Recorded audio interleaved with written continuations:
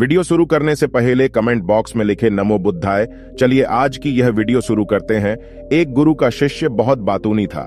वह हर समय बातें करता रहता था, दिन भर इधर उधर की बातें करता रहता था और आश्रम के अन्य शिष्यों को सुनाता, उन शिष्यों को गालियां देता है और वह उन शिष्यों से गपशप भी करता और दूसरों के साथ अच्छा व्यवहार करने की कोशिश करता है। अपने मुंह से अपनी प्रशंसा करता रहता है और हमेशा अपने आप को गुरु के सामने सबसे बुद्धिमान और सिद्ध शिष्य साबित करने की कोशिश करता है। अपने को सभी शिष्यों से अलग और श्रेष्ठ मानता।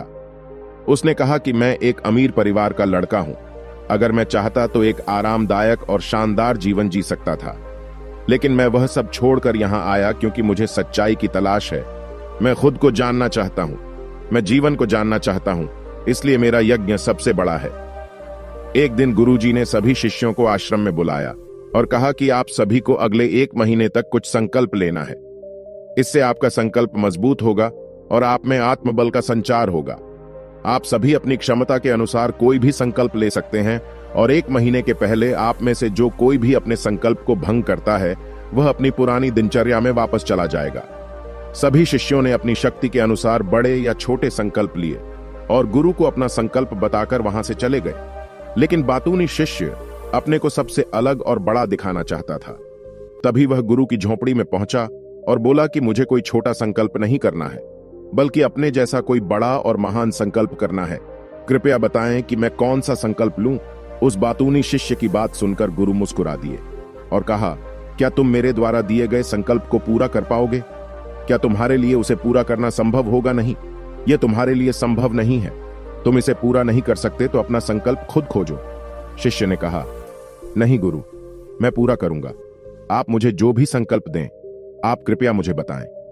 गुरु ने कहा, ठीक है, फिर आप अगले महीने चुप रहेंगे, मुंह से एक शब्द भी नहीं निकलेगा। वह आपका संकल्प है। शिष्य ने कहा, गुरुजी, क्या यह संकल्प है?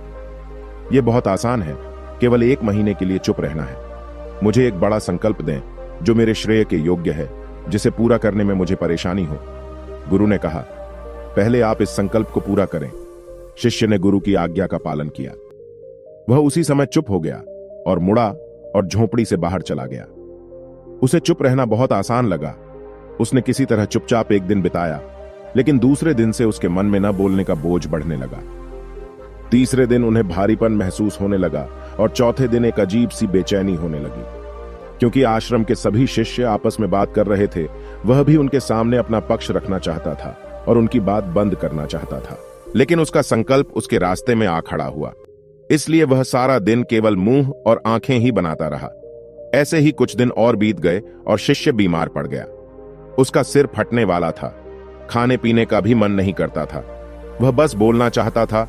वह गुरुजी के पास गया और उनके सामने बैठ गया और उन्हें लिख कर कहा, गुरुजी, मुझे बोलना है, बिना कहे मुझे सांस नहीं आ रही है, मेरा दम घुट रहा है, मैं अंदर से पागल हो रहा हूं, मैं क्या कर सकता हूं? क्या मुझे अपने संकल्प तोड़ देना चाहिए?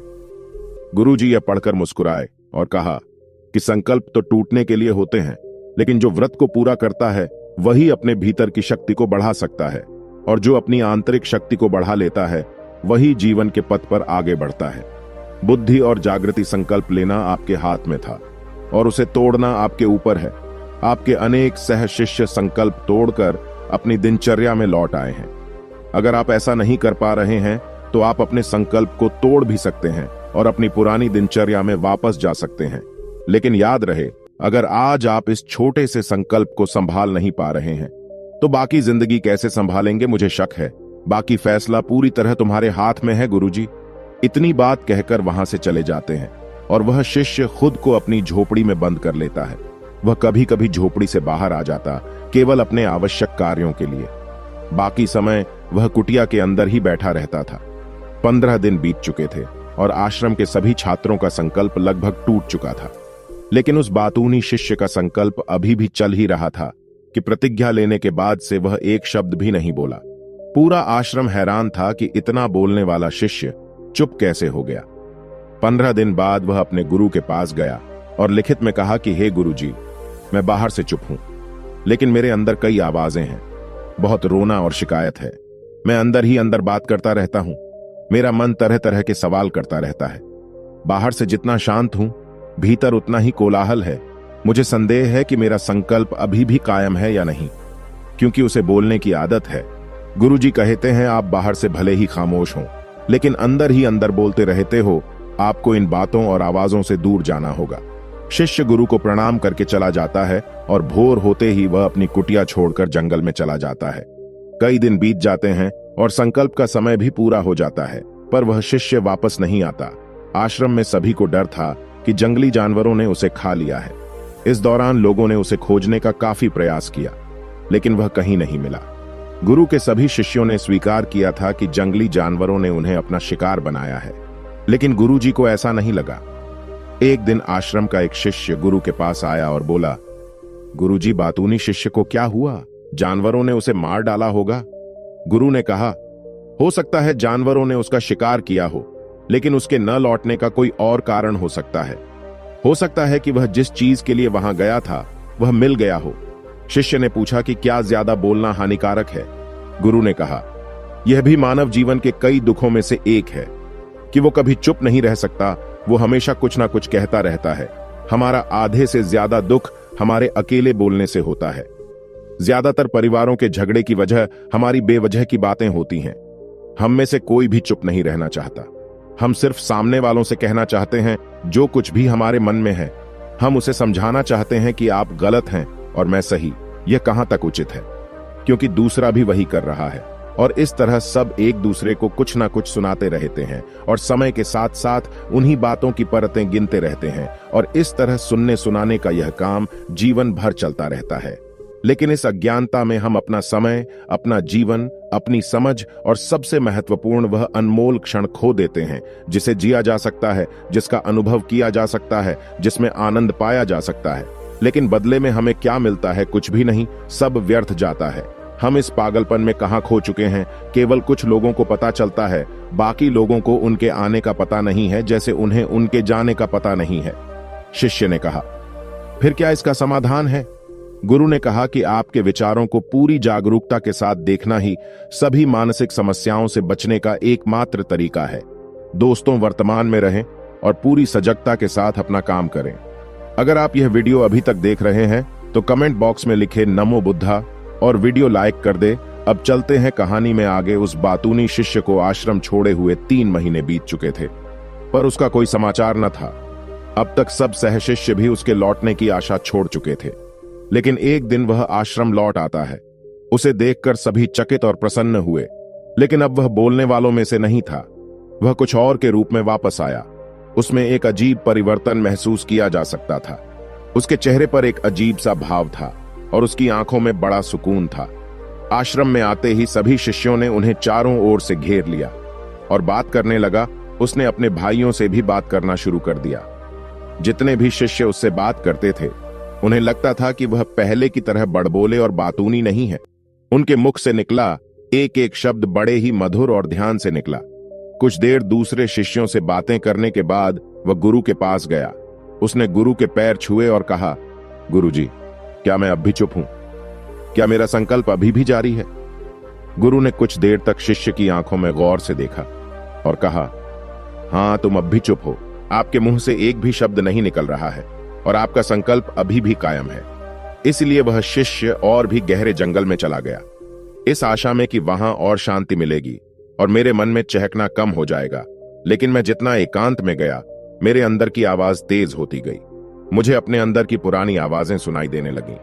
तब मुझे एहसास हुआ कि मैं कितना गलत था जब मैं बुरा कहता था अपने परिवार के सदस्यों, दोस्तों और सहशिष्यों को बातें। इसलिए उस समय मैंने सोचा कि मैं सही था। जब मैं गुरु भाइयों की चुगली करता था और उनका मजाक उड़ाता था, तब भी मुझे लगता था कि मैं उनसे बेहतर हूं और मैं सही कर रहा है। लेकिन उस दिन मुझे पहली बार लगा कि मैं कितना गलत हूं। बहुत देर तक ये आवाजें, ये शिकायतें मेरे अंदर चलती रहीं, लेकिन धीरे धीरे मेरे अंदर से ये सारी आवाज चली गई। अब मैं अंदर से भी खामोश हूं। उस घने जंगल में बाहर से बोलने वाला कोई नहीं था और भीतर कोई आवाज नहीं बची थी। उस दिन पहली बार मुझे मौन का सही अर्थ समझ में आया। कितनी शांति थी मेरे आसपास। हालांकि अभी भी कुछ आवाजें थीं जो पहले आती थीं, लेकिन मैं उन्हें नहीं सुन सकता था। लेकिन अब मैं उन सभी आवाजों को स्पष्ट रूप से सुन सकता था, जो हवा की आवाज, पक्षियों के चहकने की आवाज, बहते पानी की आवाज, भौरों की गुनगुनाहट की आवाज मैंने पहली बार पूरे होश में सुनी। मैंने अपने आसपास इतनी शांति कभी महसूस नहीं की। आप पहली बार हैं जब मैंने शांति भंग करने के लिए अपने मुंह से एक शब्द निकाला है। मैं चिल्लाया हूं, हे भगवान, ये किस प्रकार की शांति है? सब कुछ इतना शांत क्यों है? क्या हुआ? लेकिन मेरे चिल्लाने पर भी कि शांति भंग नहीं हुई। सब कुछ वैसा ही है जैसा बाहर पहले भी सन्नाटा था और अंदर भी। हे गुरु, मैंने अपने गुरु भाइयों से बात की, मैंने आपसे बात की, मैं बोल रहा हूं, मैं चल रहा हूं, मैं सब कुछ देख रहा हूं, लेकिन मैं अंदर से बिल्कुल अकेला हूं। मैं चुप हूं, भीड़ में भी हूं, मैं अकेला हूं और अंदर से अकेला हूं। मैं तब भी अकेला हूं जब मैं अपने आप में शोर मचाना चाहता हूं। अब सब कुछ दिखाई देता है, सब कुछ सुना जाता है। गुरु ने कहा, जब तक बाहर बातें करते रहेंगे भीतर अशांति होगी। जिस दिन हम अपने भीतर की ओर मुड़ेंगे तो हमारे मुंह से जो भी निकलेगा हम शांत रहेंगे। दुनिया में जितनी भी बुराइयां हैं वे ज्यादातर हमारे बोलने से ही पैदा होती हैं, क्योंकि हम चुप नहीं रहना चाहते। हम जरूरत से ज्यादा बात करते हैं। हम दूसरे व्यक्ति की बात नहीं सुनना चाहते हैं, बल्कि चाहते हैं कि वह बात करना बंद कर दे। हम उसे बताना चाहते हैं कि मैं कौन हूं। हम उसे अपनी सारी क्षमताएं दिखाना चाहते हैं। बस यही हमारे जीवन का उद्देश्य रह जाता है। कभी एक दूसरे को सुनना नहीं चाहते, समझना नहीं चाहते। उन्होंने कभी चुप रहना नहीं सीखा, क्योंकि खामोश रहने से ही वो खुद को छोटा महसूस करते हैं। दुनिया के सारे युद्धों की वजह हमारी ही बोलती है, इसलिए हमें उतना ही बोलना चाहिए जितना जरूरी हो, क्योंकि बेकार की बातें करने से ऊर्जा बर्बाद होती है और बोलने से हम कभी अंदर की ओर नहीं मुड़ते, क्योंकि वो हमें बाहर की ओर खींचती रहती है। और क्या क्या इस दुनिया के अलावा कोई बाहर है? लेकिन अगर हम अपने भीतर की दुनिया की ओर मुड़ना चाहते हैं तो इस मुंह को बंद रखना चाहिए। इसलिए जो सभी प्रबुद्ध हो गए हैं एकांत की ओर भागा, ताकि उन्हें ज्यादा न बोलना पड़े, न ज्यादा सुनना पड़े। वे अकेले रहें और शांत रहें, ताकि वे आसानी से भीतर की यात्रा कर सकें। लेकिन कोई चाहे तो इस दुनिया में रहकर भी एकांत में रह सकता है, शांत रह सकते हैं, लेकिन इसके लिए उन्होंने अपनी ऊर्जा बचाई होगी, जिसे वे व्यर्थ की बातों में बर्बाद कर रहे थे। दोस्तों, इस कहानी की सीख यह है कि व्यर्थ बोलने से आपकी ऊर्जा नष्ट होती है, और ऐसा कहना हमें वापस भीतर नहीं जाने देता, क्योंकि यह हमें बाहर की ओर झुकाए रखता है। और जो अपने भीतर यात्रा करना चाहते हैं उन्हें अपना मुंह बंद रखना चाहिए। मुझे आशा है कि आपको यह कहानी पसंद आएगी और आपको बहुत कुछ सीखने को मिला होगा। धन्यवाद। अगर आप यह वीडियो अभी तक देख रहे हैं तो कमेंट बॉक्स में लिखे नमो बुद्धा और वीडियो लाइक कर दे और अपने उन दोस्तों को भेजे जो ज्यादा बोलते हो।